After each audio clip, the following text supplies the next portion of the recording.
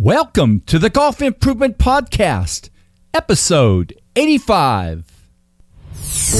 Welcome to the podcast for golf lovers and enthusiasts who are looking to take their games to new heights. Dedicated to custom club fitting, short game improvement, and effective practice to improve your golf game.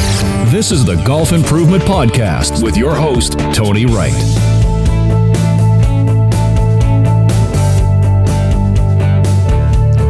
Hello, this is Tony Wright from Game Improvement Golf in Oak Ridge, Tennessee, with the Golf Improvement Podcast, dedicated to bringing you useful information on custom club fitting, short game improvement, and effective practice techniques, bringing you the custom club fitting experience of your life and lower scores always. Well, today's interview started out with a question I posed, I guess about 2 months ago, to David Orr, the Flat Stick Academy putting guru. And this question was, does putter face finish affect how the golf ball will roll in terms of initial topspin? That question led me to get in touch with Dr. Paul Hurrian, the developer of the really interesting Quintic ball roll technology system, and then to speaking with Jim MacKay, the U.S. distributor for Quintic. Jim absolutely loves his job and what he gets to do to help golfers play their best. And I know that's going to come through as you listen to this interview. So enjoy.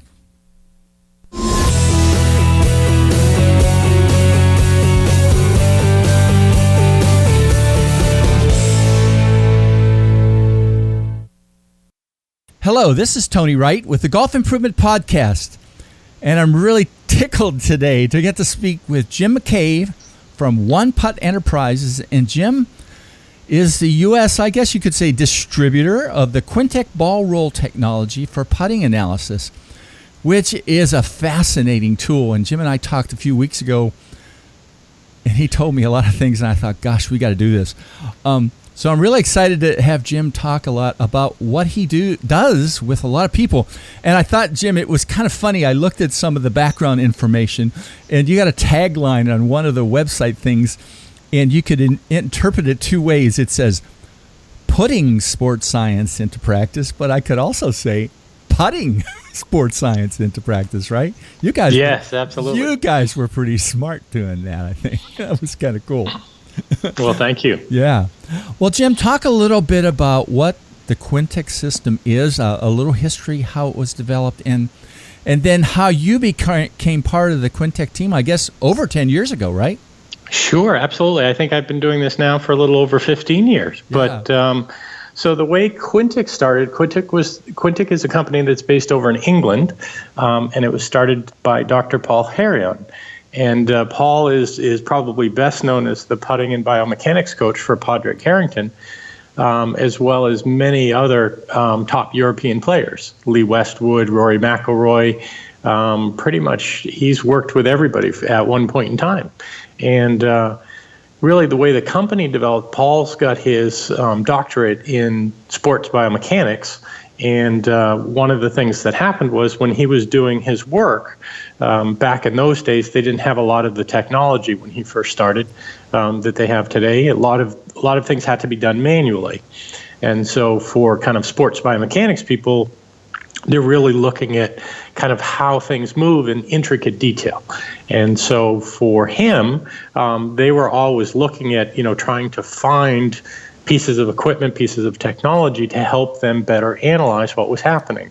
And it got to a point where there were just certain things that he needed to know, and there wasn't anything out there that could kind of give him that information or give it to him easily.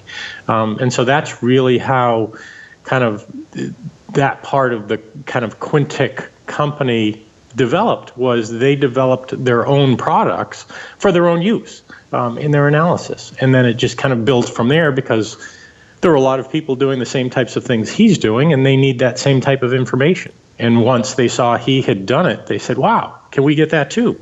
And so really they have kind of, Quintic itself is really kind of twofold, in that part of it is a consulting company. And they do a lot of work in a lot of different areas. Golf is one of the areas, but they are very large over in England with what they refer to as football, we call soccer over here. Yeah. Cricket, golf obviously is a major part of it. As well as a lot of different types of gait analysis. And that's really where kind of the soccer and cricket comes in, but they even do work. Paul was instrumental in working with a company called High-Tech Golf Shoes, which were really the first kind of golf shoes that provided real stability. Today, we take for granted, that every golf shoe kind of has high tech. They have what are referred to as swing dams on the side to help give stability. You don't kind of rock over to the side of your foot. Yeah. Well, if you think back to 15, 20 years ago, it looked like a dress shoe, back when we had spikes. It was a dress shoe with, little spikes sticking out of it in reality. And he was one of the first people working with that company to help develop stability within the shoe itself. And so, Quintic is really kind of very broad in terms of the different types of things they do. And within the golf industry, for Paul, he uses that level of detail in kind of everything that he does. And so back when he was, kind of first started working with putting, again, it was that kind of scientific forethought as to what's really going on here, what's really happening beyond kind of the traditional, I've got to take the putter back and through, and we hope it's going in the hole. Yeah. And so really he's taken that real scientific approach and really broken it down into deep levels, and to do so, he's needed to kind of have that type of technology to help him do it. And it's not to say that he isn't the only one who kind of needed that information or was even trying to use that information. The problem was high-speed cameras have been around forever. And so, their major manufacturers have been using high-speed cameras that can go at hundreds of thousands of frames per second. But the problem is, in working with that, I've talked to some of the manufacturers who used to use those cameras, and it would take them hours, if not days, to actually kind of analyze just one swing or one putt, because you've got so many frames to kind of go through. Yeah. And so it really became, how do we automate this? How do we get the information that we're looking for, but how do we automate it? How do we make it kind of come through quickly? And so it's the ball roll system has developed over time. If you think back to kind of the early 2000s, the big thing in putting from a manufacturer's perspective with their putters was our putter gets the ball rolling sooner. And that was the big thing. And there were commercials that TaylorMade had where, they showed the kind of the line on a golf ball or two half-colored golf balls. And, here's one ball, here's their competitor's putter, and see how it skids, and look at ours and look at how it starts rolling right away. And so that was really kind of where all this came from, and that, yes, the golf ball and what the golf ball is doing is very, very important. And the rotation, that's clearly a part of it. And so that's really where kind of the initial Quintic ball roll system started, was tracking the golf ball. So we physically tracked the golf ball. We were looking at its spin, but we were looking at its launch angle and its speed as well, because those are all key components in terms of how far is that ball going to roll out, where is it going to go, what direction is it going in. And then it's really just kind of built from there. So we started tracking the golf ball, knowing that at the end of the day, getting the golf ball into the hole, that's the goal. But the golf ball doesn't magically move on its own to the hole. Wouldn't that be nice? Right. Right. It gets struck by a golf club. It gets struck by the putter. So obviously you need to start tracking the putter. Great. We now see what the ball's doing, but we have to find out, why did the ball do what it's doing? It did it because the putter hit it. So tracking the putter becomes kind of that next step in the process of, here's what the putter did coming in, and therefore here's what the ball did going out. And so that's kind of where we are today in terms of with our ball roll system, physically tracking the putter head coming in, physically tracking the golf ball going out. And then seeing also what the putter head is doing, right at that moment of impact sometimes too, correct? Yes, because absolutely. It can be doing some funky things depending on where you hit it on face. Absolutely. And so that becomes a wonderful point that you bring up there in terms of that. That becomes kind of one of those key components in that the ball stays on the putter face for such an incredibly small period of time, but yet a lot of times we can, because we're physically tracking the head, we can fit, and at a high rate of speed, 360 frames per second, we can physically see during that collision what's happening with the putter. Is that putter staying stable, or is it twisting open or closed because of that collision with the golf ball and where it's hit on the putter face? And so, when you're looking at kind of both from a teaching perspective and from a fitting perspective, if the club face twists opened or closed because of that collision, well, yes, the ball's already left, but believe it or not, that twisting action basically we can see that the ball is leaving in a different direction than it should, and then we're seeing the club face twist afterwards because of it. So again, it becomes another really helpful piece in understanding how do we get that ball to start on a line at the desired speed to get it to roll into the hole. Now, I'm going to interrupt a little bit. You get so excited about what you do still, after 15 minutes. Thank you. Yeah, which is good, right? I mean, that's what we should Yes. all be able to do.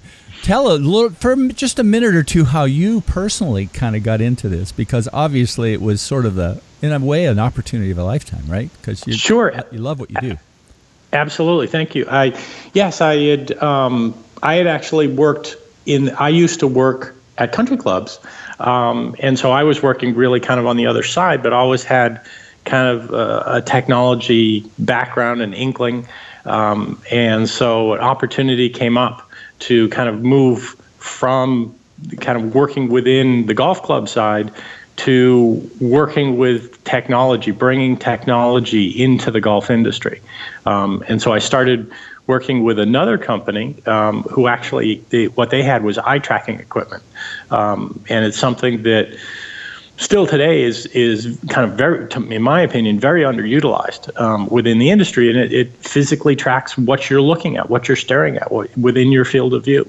And from that, I really started to get into working with other companies like Quintic, who had products that they were looking to kind of bring into that new technology that they were looking to bring into the golf industry. And fortunately for me, I have enough of kind of a technology understanding and background to be able to really bridge that gap between those people who aren't really versed in technology, helping to kind of bridge, if you will, bridge the gap between, here's the technology and the science side, and here's the application, the practical side. Yeah.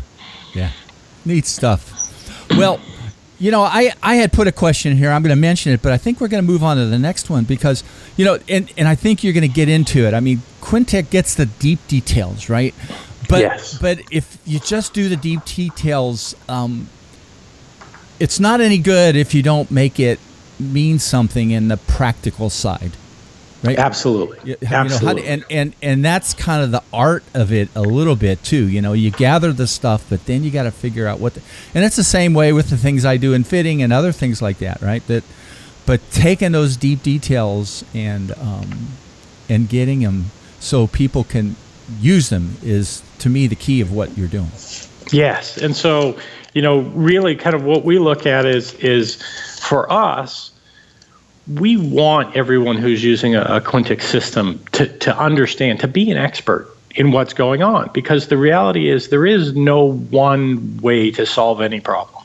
There are always multiple ways that you can do it. And so based upon kind of that person that's in front of you, how do you want to address that person's issues? And for us, in being able to get into that deep detail, as you referred to it, it helps get to the root of the problem. And that's ultimately what we're looking for. What's the root of the problem? Let's address the root. And all of a sudden, all the other pieces will start to fall into place. And so that's what we try and do. We try and help get that information and help train our users to be able to find, okay, what's the root here? And then how do we want to go about fixing it? So if, as an example, if somebody is launching the golf ball too high, well, you could certainly lower the loft of the putter. And that in and of itself, from a fitting perspective, may help get the launch angle to where you'd like it to be. But it isn't the only way to solve the problem. And so by being able to, what we like to do is we tell anyone who's using one of our systems, we're going to do all the work for you in terms of from the software perspective. We want you to be able to press a button, which is start. And after that, we don't want you looking at the computer screen. We want you looking at the player. We want you to be looking at, okay, what is this person doing? We're going to give you all sorts of information about what the putter did, what the golf ball did.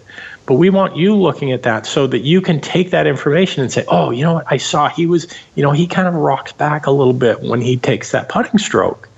And so, well, he's launching a little bit high, but he's launching back. So great, I may want to address him in terms of his launch angle issues a little bit differently than somebody else who maybe is really very stable, but just happens to maybe not continue to rotate his shoulders coming through to impact, stops short, and therefore his hands are now starting to, the club head is starting to pass his hands coming through.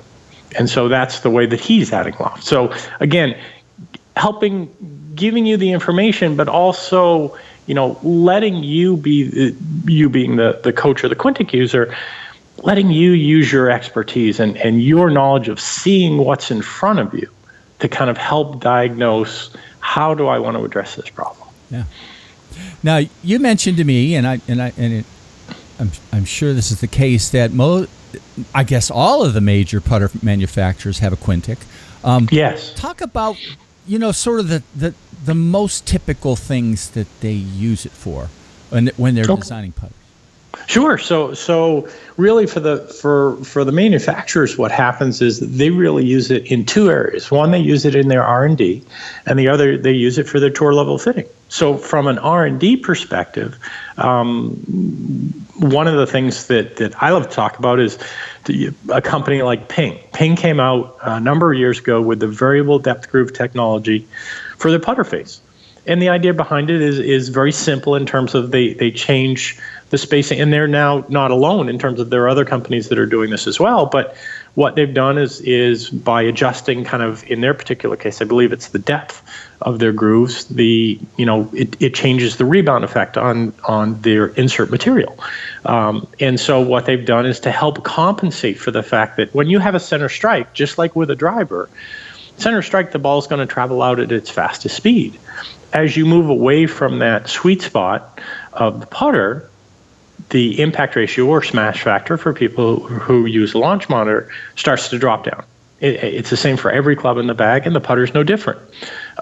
So for them, when they use our system in R&D, it was a way for them to get very, very quick information as to what was going on and how to adjust accordingly. And I remember talking to them at one point when they first came out with it and saying, gee, I'm surprised you guys didn't do this sooner, because you've got these, phantom high-speed cameras that can do hundreds of thousands of frames per second. And they say their answer was, look, it would take us 3 or 4 hours to digitize just one putt. Yeah. You give us the information instantly. So for us, in a couple of months, we can get everything figured out and get prototypes built and get it the way we want it, where it would have taken us dramatically longer to do something like that. So, that's the type of thing that we see. We see a lot now in terms of not just with putter companies, golf ball companies are using our equipment, because how the golf ball comes off the putter face, how the dimples are interacting with, the patterns that are on the putter face.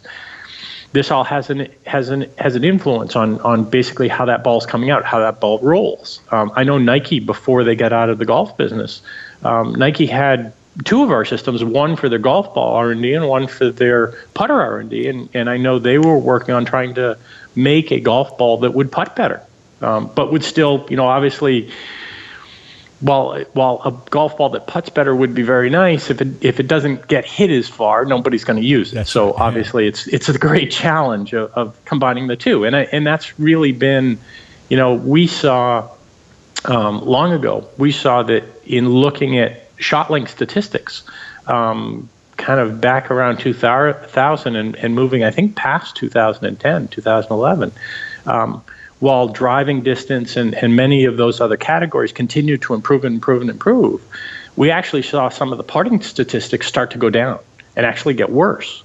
And to me, that was amazing. That here, you obviously the players aren't losing their skill level. The players continue to get better and better. Why is it that some of the tour statistics for putting were going in the wrong direction? And to me, what was happening was they were starting to figure out from a golf ball perspective how to make the golf ball harder so it would go farther off a driver, but yet still spin so that they could work with their wedges around the greens. And the problem was it just didn't putt very well. And so I think now in the last couple of years, we're starting to see that trend move backwards or move back in a proper direction. So kind of get a balance, some sort of a balance with it, right? Yeah. Exactly. And to be fair, I think to some extent the putter manufacturers as well, in terms of learning, again, because of the information that we can give, learning what patterns, look, every manufacturer has an answer style putter, within their line. But everyone looks slightly different, kind of where their center of mass is, how their weight distribution is, but also their face materials. You've got polymer inserts, you've got aluminum grooved inserts, you've got different types of grooves, you've got, kind of different combinations of polymers and meshes and things like that. You see what, even someone like Odyssey has come out with, most recently with their newest insert. So you've got all these different types of inserts out there, and being able to look at how that insert is interacting with that golf ball, and being able to compare it to one to the next. And again, it's still, to this day, even going back 15, 20 years now, it's still for a lot of these manufacturers, it's how do we get that ball rolling sooner? How do we get more overspin on the golf ball? Yeah. Well, that kind of leads us into the next question, too, in terms of talking about how the ball rolls, when the putter impacts it, and talk about some of the most obvious things that have effects on how the ball rolls, but maybe any surprises that, based on what you've been able to do the last 10 or 15 years that have come up when you've seen people use Quintic. Sure. So, kind of one of the things that fundamentally, when you think about the golf ball and imparting rotation, I think one of the key components to remember is that as much as, kind of when we physically look at it, it looks like we hit the ball and we look up and it looks like the ball's rolling. And it is. It's got, by the time we see it, it's got that forward rotation going in most cases. But there's still skid associated with the roll.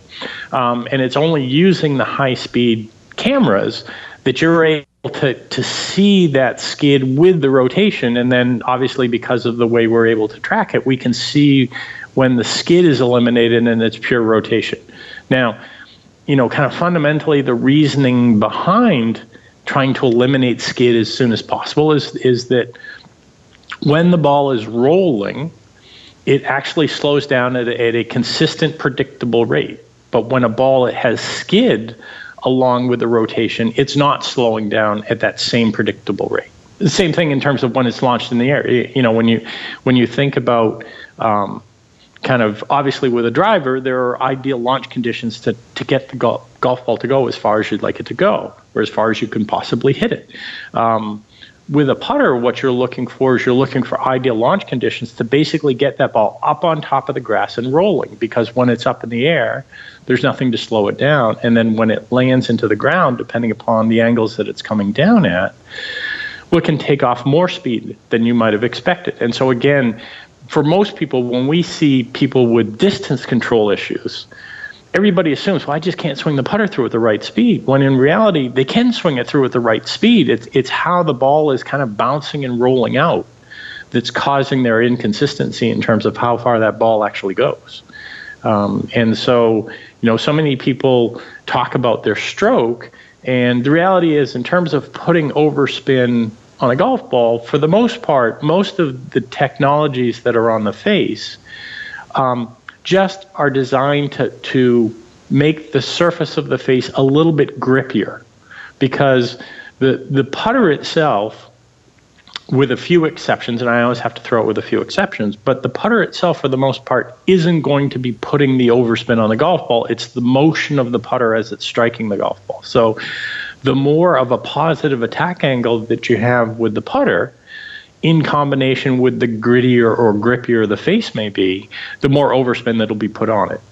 Now, obviously, you can also turn around and trap the golf ball, so you could have negative loft and kind of physically trap the golf ball. And again, what that does is nothing more than it keeps the golf ball on the face of the putter for a longer period of time.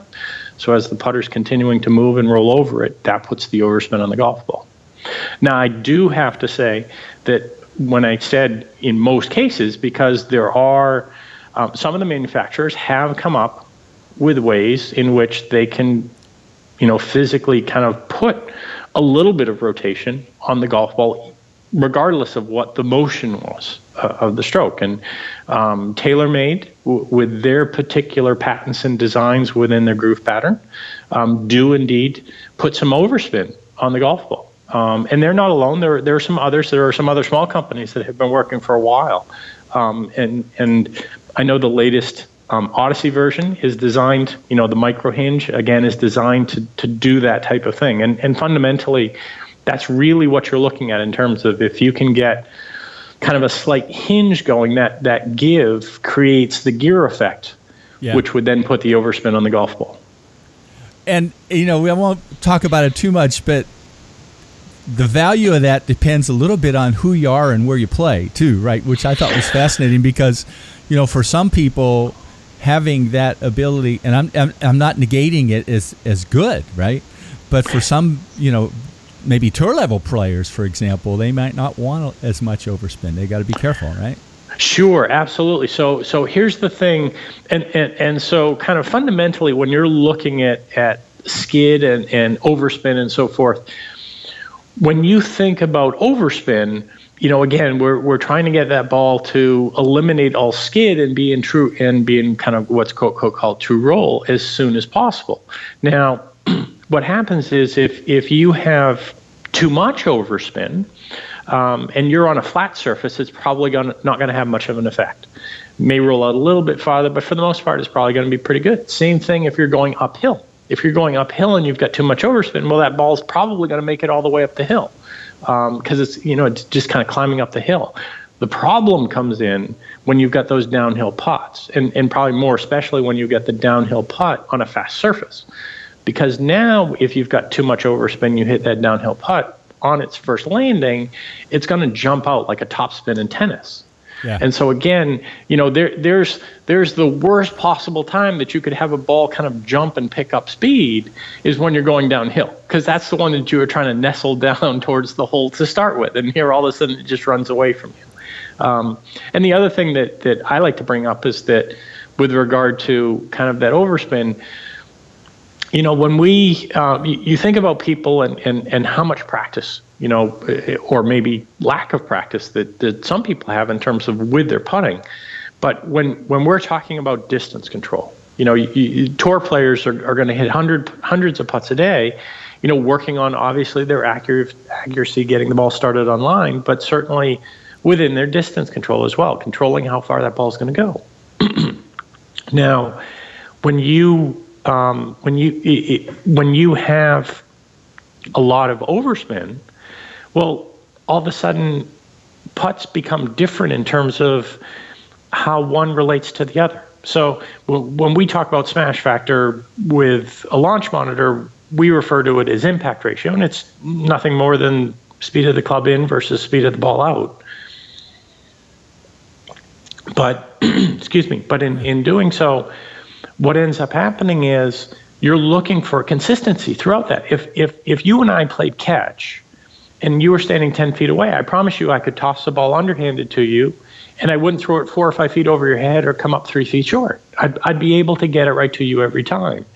And even though I don't throw a golf ball underhanded hundreds of times a day, I'm able to do that because it's a 1-to-1 ratio. And the speed that my hand's moving at is the speed the ball's going to be moving at when I release it.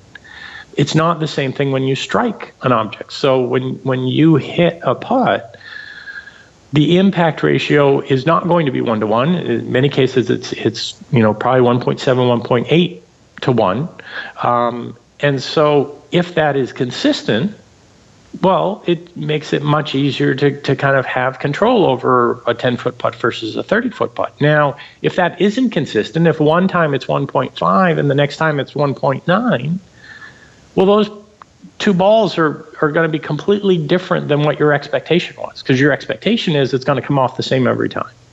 And it's the same thing with the overspin, in that, okay, on a flat surface and I've got 150 RPMs of overspin, it's kind of, not that the speed is going to change, but how it rolls out will be one thing. But if all of a sudden now I'm downhill and that ball kind of jumps like the topspin in tennis, well, that's going to roll an extra 5, 6, 7, 8 feet more than I was expecting it to. But again, I'm not going to realize, oh, I had too much overspin on that golf ball. I'm going to think that I hit it too hard. And so now when I'm coming back up the hill for my next putt, what am I going to do? I'm going to leave it short, because on the last one I thought, ooh, I swung it too hard, so now I'm going to swing a little bit easier than I thought I needed to. But that wasn't the problem, which is kind of the whole idea behind Quintic, is getting to the root of that problem. The root of that person who hit that ball an extra 8 feet long downhill. The root of the problem wasn't that they swung it too hard. It was that there was too much overspin and the ball jumped on them.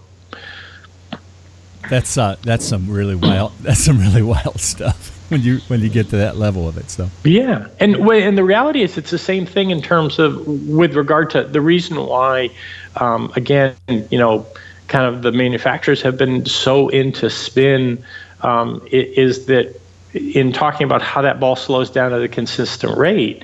The reality is most of the putts that we all have every day aren't flat putts. They're breaking putts.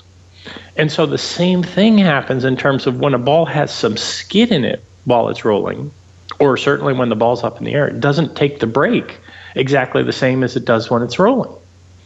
And so now if I've got one putt, I can hit it. I like to use this example. If I've got an 8 or a 10-foot putt, and let's just say it's going to break 2 balls from right to left, I can hit those 2 balls at the exact same speed on the exact same line. But if one reaches true roll at inch 21 and the other one reaches true roll at inch 35, those 2 balls are going to break completely differently. And if one goes in the hole, the other's going to drop short in terms of taking its break, or go past and go long in terms of taking the break. So again, it's and what would the player do? Well, the player would say, well, I didn't read that right. Obviously, I misread that. Well, actually, in reality, you probably didn't misread that. I mean, so often we see the players blaming themselves because, hey, I swung the putter. Obviously, I did something wrong in my swing. And in many cases, it wasn't your swing that was wrong. It was that interaction and how that ball came off the putter face that was different than what you had done in the past. Yeah. Well, let's move on a little bit to another topic, and that is, we talked earlier, too, about off-center hits and how they affect ball roll and motion. So talk about some of the most fascinating things in that area that you've seen. Oh, sure. So kind of the first thing that was really exciting that we saw was that if a putter is, when the putter strikes the ball, if the putter face is stable, i.e. it's not twisting open or closed because of that collision, the ball's starting direction is 90 to 92% face angle. So, and it makes sense because with a driver, it's about 85% face angle. And so the actual kind of path of the putter, whether the putter is going inside to out or outside to in, really has almost no effect on that ball starting direction. It's your ability to square the putter face. Now, that actually changes if that putter face is not stable. And so if that putter face, if you've got an off-center hit, you hit it a little bit towards the toe, and so the club face twists open, even though the ball has left long before most of that twist occurs, interestingly enough, the ball goes off to the right, assuming you're a right-handed golfer. Yeah. And so, again, all of a sudden now it's, well, the player did their job in terms of squaring the putter face. Awesome job. Got it square, but all of a sudden the club face twisted open a degree. The ball, depending upon the putter, the ball may go a degree and a half offline to the right. And again, they missed the putt, and they say, what's think about the terminology we use, even today. If you miss a putt, if you're a right-handed golfer, I missed the putt to the right, I pushed it. Well, the reality is you didn't push it because your stroke, the path of your putter, had nothing to do with that ball going in that direction. And it had everything to do with either the face angle or the stability of the face. And so again, that kind of gets back to our getting to the root of the problem. Okay, a player misses a putt to the right. Why did they miss that putt to the right? Was it because they didn't square the putter face? The putter face was open at the point of impact? Or was it that they did square the putter face, but they hit it a little bit off towards the toe, and so the putter face twisted open? And so, those are the types of things that, again, the player can't see this, and in a lot of cases, they can't even feel it. I mean, look, if you hit a putter far enough off the toe, you'll feel it. But kind of slight misses towards the toe and the heel, in a lot of cases, we don't feel. And especially the same thing, but as you kind of get into some of these bigger putter grips, which have wonderful benefits, by the way, they a lot of times you don't get the feedback, that kind of vibration, if you will, doesn't make it all the way back to your hands to help you feel, kind of what really went on there. And so that's, it's kind of another thing. From that perspective, everyone would like the putter to feel like butter. I hit it and it felt like there wasn't even a ball there. The putter just magically went through. And in some cases, that actually becomes bad if it's really kind of masking your feedback. Then you don't really know that, I could feel that was a little off-center hit. And so therefore, that's why I missed it to the right. So somebody practicing then, the people practice a lot with gates, and just never thought about this before. If they ought to also, if they're trying to hit these sort of straight 3 or 4 or 6 foot putts with gates, they ought to also be seeing where they're hitting it on the face when they're doing it too, and not misinterpreting what's causing them not to hit it square, right? Yes, absolutely. And I mean, we, certainly, it's funny because you look at a lot of the kind of practice tools and so forth that have come out, and a lot of those are geared around the stroke. You think of the putting arc and things like that, and they're geared around your backswing and your follow swing or follow through. But the reality is it's kind of that moment of impact and what's really going on there, and being able to, as you said, identify where am I hitting it on that putter face. If one of them hits the little post. I know that I used to be a really big fan, and I don't think they make them anymore, but there was a gentleman by the name of Harold Swash over in England, and he had created something called the putting rail. And it was a 39-inch long rail that was a little bit wider on one side and narrow on the other side. And that's, he came up with that long ago. But the idea behind it was, the same as what we're doing today with the gates, in terms of he wanted you to be able to roll it down those 39 inches. And you'd start, when you first had it, you'd put the ball in the narrow end and you'd hit out the wide end. And as you got better, you'd turn it around and you'd start on the wide end and see if you could get it to roll all the way down the narrow end. Yeah. And again, wonderful way to do it, but then being able to tie into that, okay, where am I hitting it on the putter face on those? And then the reality is, in both cases, whether it goes in the center or not, because you could have your putter face closed and hit it a little bit off the toe, and the toe opens up and the ball goes to the right, but the two wrongs make a right. And that happens. I mean, I actually listened. There was one of the years at the PGA show when they had the teaching summit, there was a coach with his tour player, and they were talking about the fact that they knew that, he aimed a little bit left, and that he probably hit a little bit out towards the toe, but the two compensated for each other, and it worked out just fine. And I remember thinking to myself, yes, those two wrongs do make a right, but there's so much more going on there in terms of on an off-center hit, how the impact ratio drops down, and there was just so much more going on, and how you don't really ultimately want to do at that level. Do you want to have two wrongs to make a right? Exactly, because it's inconsistent. The reality is, look, you want to be as consistent as you can possibly be, because that makes things simple, right? We don't want to make things complicated. We don't want to have 6 adjustments to get the putter back to square if we don't have to, because it becomes a timing issue. If all of a sudden one day my timing's a little bit off and I've got 5 of the adjustments there, but I'm missing 1, well, everything falls apart. And so, that's for us. We certainly like to help people see what those things are so that they can, make those adjustments and not have to have 2 wrongs make a right. Yeah. Well, let's talk about one more topic and a little bit, and that is putter shafts. Now, I know you're doing some things there, and not necessarily can't talk about details, but just in general, some things people don't know about putter shafts that maybe they should.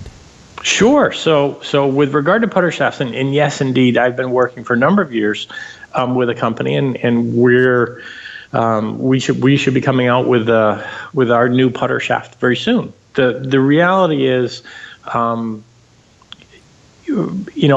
major manufacturers, they want to sell equipment, but at the end of the day, they have to make money, and so in doing so, they have to control their costs. And so basically, for the longest time, people look at the putter shaft as, well, it can kind of be anything. It doesn't have to be, it doesn't have to be a 400. Put a stepped shaft in there or something. Right. Exactly. Yeah. It doesn't have to be a $400 graphite, power performance thing, because you're swinging the putter through 2, 3, 4, 5 miles an hour. I mean, what can really go on? When in reality, a lot's going on. And the shaft itself. So if you think about like what's going on today, we had the anchoring band go into effect, and so now we're moving more and more towards heavier headed putters, counterbalance within them. Well, if you take in a cheap putter shafts, unfortunately, are kind of just the cheapest thing that a manufacturer can get. And it's kind of because of that philosophy. Well, now all of a sudden you take a heavier head, and by the way, you think back to the 60s and 70s, and you had a bullseye putter. Oh yeah. And how much did a bullseye putter head weigh? As opposed to what things weigh today. Well, back then you could kind of get away with that shaft because it was a really light head. But as you make that head heavier and heavier and heavier, and add counterbalancing up at the other end, well, you've effectively made a weak shaft even weaker. And so again, that head, isn't in kind of that proper position. It's moving around, and that's what we see when we use real high-speed photography, i.e. 50,000, 100,000. We've gone as high as, I think, 200,000 frames per second. We can see what's really going on with that shaft, and that shaft is not stable. It's vibrating, it's moving around. There are a lot of things that are going on there. And that's in a robot where you have a smooth stroke. Now you take a human who doesn't always have a smooth stroke, and it just compounds that problem. And so we've been working on, but the problem is you could take a solid steel rod and put it in a putter head, and great, you'd have tremendous stability, but it would feel horrible because any slight, mishit, you would feel. And so the great challenge becomes, how do you make a more stable putter shaft that can support today's weighted heads and the different things that are going on, but yet do that in a way that doesn't feel bad. And that's really what our company has been working on, is kind of solving both. And, for the longest time, I told people, I think I started telling people probably 10 years ago that, if you've got a double bend shaft, I would never personally, I've certainly played with a number of putters in my lifetime that were double bend shafts. I would always pull that double bend shaft out that came with the putter and put in a ski pole shaft and then cut it down, to proper length, because a ski pole shaft was designed to be a much stronger, stiffer shaft because it had to be, 44 inches or, up to 48 inches in terms of length for those people. So That's certainly what we would always talk about in terms of any tour players, things like that I worked with. That would be the first thing that I would say to them, and they'd change the shaft, and we would see performance changes, certainly within the ball roll system. Same thing with the straight shaft. Certainly if you take that putter shaft out and put in just an iron shaft, but a stiff or an extra stiff iron shaft, it will perform better. You will see kind of better results. Interesting. Are you even doing things, and of course balance point of clubs changes with counterweighting and stuff too. Sure. Are you even doing any looking at things like balance points of the putter shafts that you're sort of playing around with? Oh yes, yeah. Sure. So absolutely. So that, there. One of the things that we saw, I've done testing for a lot of smaller manufacturers, smaller companies who don't have multi-million-dollar budgets and R&D facilities and so forth. And I know one of the companies that I worked for was the Cure Putter. And one of the things that we found using the ball roll system, if you think of kind of traditional fitting, when you look at toe hang and the ability to square the putter face, well, kind of the general kind of common rule of thumb was if you've got a relatively straight back and straight through stroke, very little rotation, you would want to have a face balance putter, and then the more arc, more rotation you have, the more toe hang that you have in your putter. And that does work for a lot of people in a lot of cases, and sometimes because of manipulation, it actually ends up being the reverse. But what we saw with them is that as you added weight to their putter, because it was very convenient, very easy to add weight to their putters, that there actually was an ideal weight for them to be able to consistently square the putter face. And so obviously part of that had to do with, because their weight was put out, kind of toe and heel, how that changed the person's ability to rotate and square the putter face, but then part of it too became, a change in swing weight. And so we certainly, to me, it was always like kind of the internal clock. Everybody has their own internal clock. They speak at a particular pace. They walk at a particular pace. That's their internal clock. And so, you think about one person who likes to talk fast, walk fast, another person who likes to talk and walk slow, but yet you're handing them the same 34-inch putter that has the same swing weight to it, or 35-inch putter, and has the same swing weight to it, and expecting them both to have the same results. Just doesn't happen. Just doesn't happen. Yeah. Well, Jim, this is really great today. I'm going to let you kind of sort of have any final words that you want to pass on to golfers related to their putters and putting, and just any particular things that maybe we even haven't talked about that you think they ought to pay attention to. Sure. Well, I think first and foremost, people always assume, from a distance control perspective, people always assume that they're not swinging the putter through at the right speed. And one of the things that we see in putting, we've had probably tens of thousands of people on Quintic ball rope machines now. And what we see is that for the most part, 99% of the population can swing the putter through at the right speed.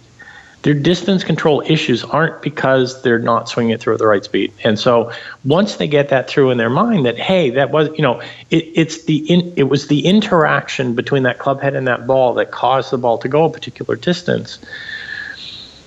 Right away, to me, people start to get a little bit better with the distance control, because if you're thinking that it's your fault that you've got to swing it through faster or slower, you're never going to be able to develop that speed. You're never going to trust it, huh? You're exactly. Never going to trust your ability to do it. Yeah. Right, and in most cases it has to do with the impact ratio of what's going on. And sometimes, if you hit a putt and it comes up 3 or 4 feet short, in all likelihood it's not that you didn't swing that putter through fast enough, and in all likelihood the impact ratio has dropped down. And so once you can start to trust that, okay, that wasn't it, my impact ratio dropped down, great, I will continue to make that stroke, and it's, I may need to hit it a little bit more in the center, I may need to change my grip. I mean, one of the things that we didn't talk about today, was the fact that the putter grip, as you grip the putter tighter and tighter, your impact ratio actually drops down, assuming that you're using, kind of a standard traditional grip. And that's why a lot of people under pressure will come up short in that putt. And then they'll say, I can't believe I chickened out. I didn't hit it hard enough. No, you just gripped the putter a little bit too hard. You were nervous. You gripped it a little bit too hard. And some of the bigger putter grips actually help to compensate for that, because you can't physically kind of get that force all the way down to the shaft. So to me, kind of, obviously you'd like to get the ball started on line. That's the most important thing. But from a distance control perspective, it's not your inability to swing the putter through at the desired speed. There are other things that are going on that are really causing the problem. So don't try and mess with that, because that's not your problem. Yeah, you can throw a ball a certain distance, like you said earlier, but you have that innate ability to do those things. So yes, don't be afraid to look for other reasons why you're doing it. Exactly. Well, thanks for this interview. Anytime you want to come back and talk about any other new and great things you guys are doing, please feel free to let me know. I'm going to put links to the Quintic website and also the YouTube channel where people can see a lot of videos. And this is a fascinating, useful interview for people. I appreciate it. Oh, thank you. It's my pleasure, and I've enjoyed really our conversations that we've had in the past, because it's always nice talking to people who have an understanding, of kind of what's going on here. So, and it's great that you're able to, have your podcast and your audience, so that people can really start to understand what's really going on. Taking your game to new heights. www.gameimprovementgolf.com.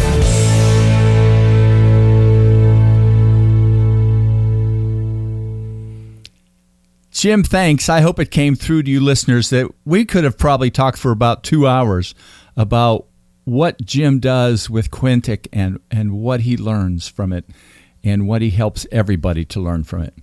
Well, I've provided links in the show notes to the Quintic Ball Roll Technology website and also to the Quintic YouTube channel, where you can find a lot of really interesting YouTube videos to watch. Also watch soon for the download link for my newly published Game Improvement Golf Resource Guide. More on this in my blog post next Monday.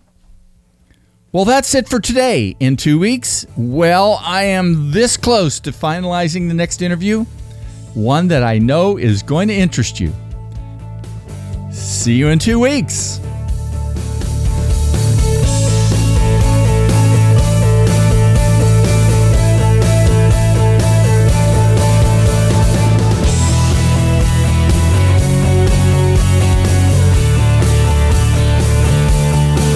Game Improvement Golf, your source of information and inspiration to become an exceptional golfer now.